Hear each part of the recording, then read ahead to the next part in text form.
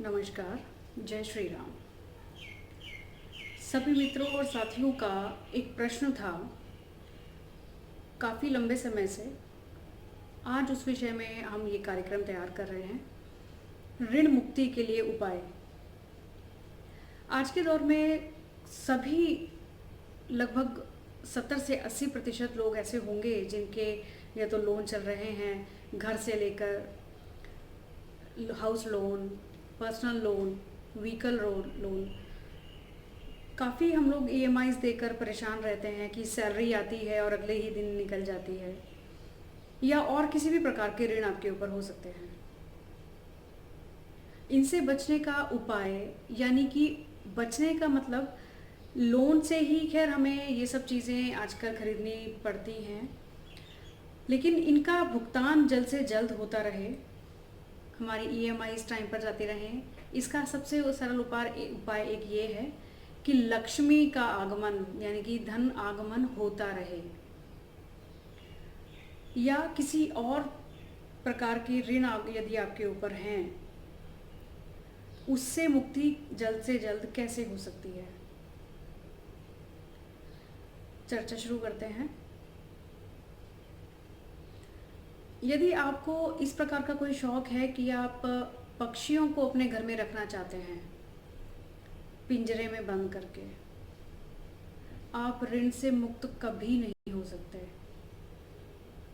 ऋण मुक्ति से सबसे सरल और सटीक उपाय, पक्षियों को पिंजरे से आज़ाद कीजिए। आप भी आज़ाद होंगे, ऋण से तो होंगे ही। यदि कोई और बाधा है जीवन में, कोई समस्या है, इस संकल्प के साथ करेंगे कि ये समस्या मेरी दूर हो, तो आप निश्चित तौर पर इस समस्या से, बाधा से मुक्ति पा सकते हैं। पक्षी जो होते हैं वो हमारी तरह बोल नहीं सकते, लेकिन जीव तो उनके अंदर भी है, प्राण उनके अंदर भी है। वो भी सांस लेते हैं, जीते हैं। उनको हम कैद करके कैसे रख सकते हैं सिर्फ अपने शौक के लिए? कभी नहीं। कुछ लोगों को मैंने ऐसा भी सुना है कि वो लोग स्पेशली बाज़ार से पिंजरा और पक्षी खरीदते हैं। कई लोग जो व्यापार में हैं, बिजनेस में हैं, इस तरह के, उनसे स्पेशली सिर्फ इसलिए खरीदते हैं कि उनको आज़ाद कर सकें। उनको अपने घर में रखने के लिए नहीं खरीदते। ये तो उनकी अपनी सोच है कि वो उनको आज़ाद करने के लिए खरीद कर और खुले आसमान में छोड़ देते हैं। लेकिन ऋण मुक्ति का ये एक उपाय भी है, किसी बाधा से मुक्ति पाने का ये एक सरल उपाय भी है। ऐसे शौक कभी मत रखिए कि आप पक्षियों को खरीदें और अपने घर में सजाएं पिंजरे में बंद करके। आप भी किसी न किसी समस्या से ग्रसित ही रहेंगे, बंद रहेंगे, कैद रहेंगे। एक तो ये सरल उपाय हुआ। दूसरा, धन वृद्धि करने के लिए, या हमारा धन किसी गलत जगह पर हानि में ना जाए, उसके लिए क्या कर सकते हैं? नीम की दातुन से आप अपने दांत साफ करिए। रोज़ नहीं कर सकते, हफ्ते में 1 बार 2 बार तो ज़रूर करिए। इससे ऋण मुक्ति का उपाय भी होगा, कहीं ना कहीं आपके दांतों में भी सुडौलता आएगी। हो सके तो रात को झूठे बर्तन मत रखिए, उनको साफ करके रख देना ज़्यादा अच्छा है। जिस थाली में आप खाना खाते हैं, उस थाली में कभी हाथ नहीं धोना चाहिए।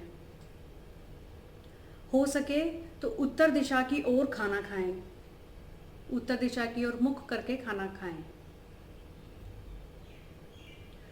प्रदोष व्रत, जो हमारे ग्रंथों में कहा गया है, मन को दृढ़ता देने के लिए, मन को निर्मल रखने के लिए शिव जी की उपासना है ये प्रदोष व्रत करना।